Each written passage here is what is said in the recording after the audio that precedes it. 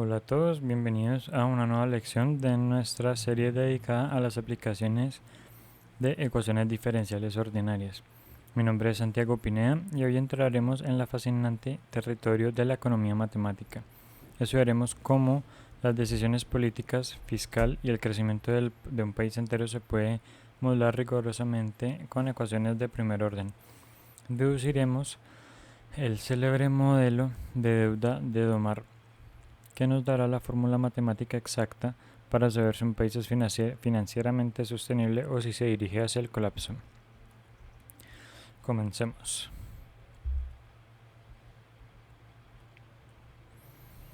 En el debate público siempre escuchamos hablar de la deuda de los países y de si está sostenible o si terminará en una crisis financiera. Para responder esto de forma científica no podemos usar opiniones, debemos usar el cálculo. En macroeconomía, la sostenibilidad no depende del tamaño absoluto de la deuda, sino de su relación con el tamaño de la economía nacional, representada por el PIB. Hoy formularemos las ecuaciones dinámicas que gobiernan estas variables en el tiempo. Para construir nuestro modelo matemático definiremos tres variables fundamentales que dependen del tiempo t. En primer lugar, y de t representa el Producto Interno Bruto, que mide el tamaño y la riqueza de la economía. En segundo lugar, b de t es el déficit presupuestario anual, que surge cuando un gobierno gasta más de lo que recauda. Y en tercer lugar, d de t es la deuda pública total acumulada. Entenderemos que el déficit es el flujo que alimenta continuamente al stock de deuda. Entenderemos que el déficit es el flujo que alimenta continuamente al stock de deuda.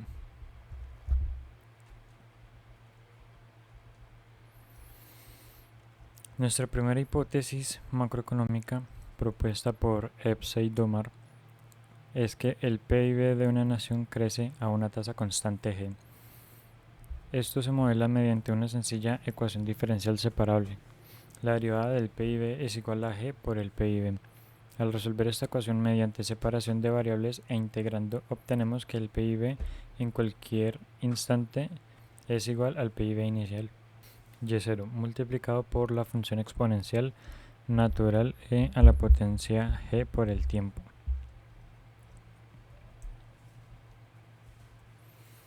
La segunda hipótesis del modelo estable, que el gobierno mantiene un déficit presupuestario que es una proporción fija, b, del Producto Interno Bruto, por ejemplo, un déficit del 3% constante.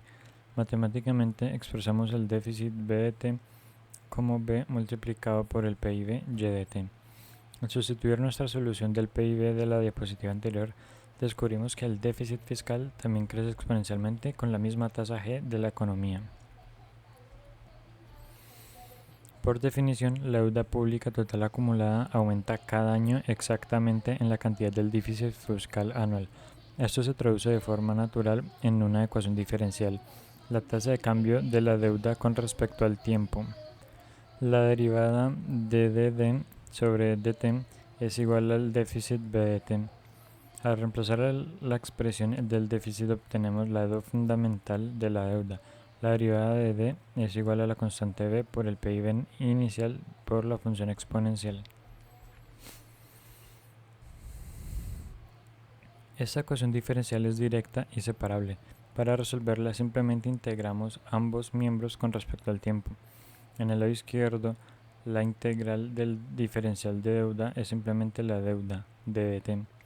En el lado derecho extraemos las constantes multiplicativas que son el ratio b y el PIB inicial y de 0. Fuera de la integral de e a la gt se resuelve por sustitución simple, dividiendo por la tasa de crecimiento g. Al realizar la integración matemática obtenemos la solución analítica general del modelo de deuda.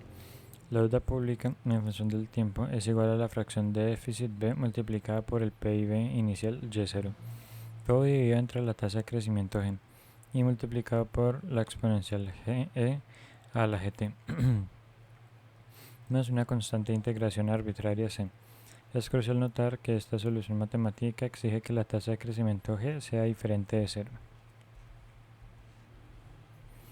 Para encontrar la constante de integración particular, aplicamos la condición inicial en el tiempo 0, denotada como la deuda inicial de 0. Al evaluar la solución en t igual a 0, sabemos que la exponencial de 0 es igual a 1. Esto nos permite despejar la constante c, que resulta ser la deuda inicial menos el término b por y0 sobre g. Sustituyendo c de vuelta, obtenemos la ecuación analítica definitiva para la trayectoria de la deuda. Como explicamos al principio, lo importante no es el valor absoluto de la deuda, sino el ratio deuda-PIB, al que llamaremos Z de t, definido como la deuda dividida entre el PIB, dividiendo nuestra solución particular de deuda por la exponencial del PIB. Y simplificando los términos, llegamos a una ecuación sumamente elegante. El ratio de deuda es igual a la fracción sobre g más la diferencia entre el ratio inicial y este límite, multiplicado por la exponencial negativa de g por t. Aquí ocurre la magia de la matemática del modelo. Si la tasa de crecimiento económico g es positiva, la exponencial con exponente negativo se extingue y tiende a cero a medida del tiempo, a que el tiempo avanza a infinito. Eso significa que el segundo término desaparece por completo.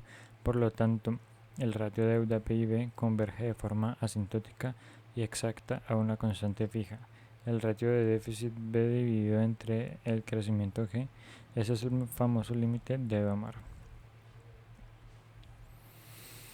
Este límite nos enseña una lección fundamental de política económica. Si un país crece, no importa qué tan alta sea su deuda inicial, el ratio deuda-PIB siempre se estabilizará en el valor B sobre G. Por ejemplo, con 3% de déficit y 5% de crecimiento, la deuda jamás superará el 60% del PIB. Sin embargo, si la economía no crece y G es cero o negativo, la deuda se dispara lineal o exponencialmente al infinito, llevando a la quiebra inminente. Para comprender este comportamiento dinámico, he diseñado este simulador interactivo en Canvas que llamaremos el Laboratorio de Sostenibilidad Macroeconómica. En él podremos simular diferentes países, podremos alterar el crecimiento económico y el déficit público con sliders en tiempo real, observando al instante si la economía logra estabilizarse en el límite teórico de Domar o si cruza el umbral crítico de peligro. Vamos en proyectar y vemos cómo se curva, cómo se muestra la gráfica, el monitor de sostenibilidad fiscal, la deuda inicial, el PIB inicial, tasa de crecimiento, déficit fiscal.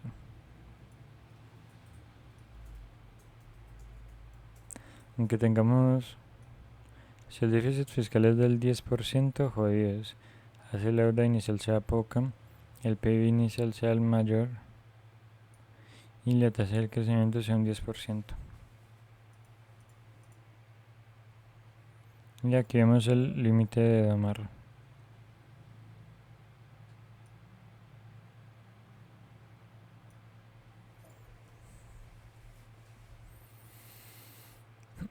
El modelo de Domar es la base científica detrás de las reglas fiscales internacionales, como límite del 60% de deuda establecido por la Unión Europea.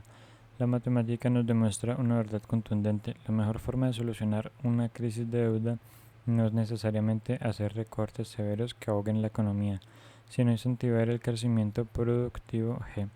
Al aumentar el denominador, reducimos de forma natural y matemática la carga de la deuda pública.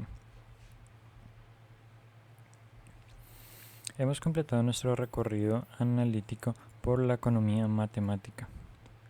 Hoy aprendimos a modelar las dinámicas de riqueza nacional y deuda pública mediante una ecuación diferencial lineal de primer orden. Resolvimos la ecuación analíticamente y demostramos la existencia del límite de convergencia asintótica de Domar. Espero que esta lección les haya mostrado el extraordinario poder de las ecuaciones diferenciales para entender y diseñar el futuro financiero de las sociedades. Muchas gracias por estar aquí, por ver el video y nos vemos en el siguiente.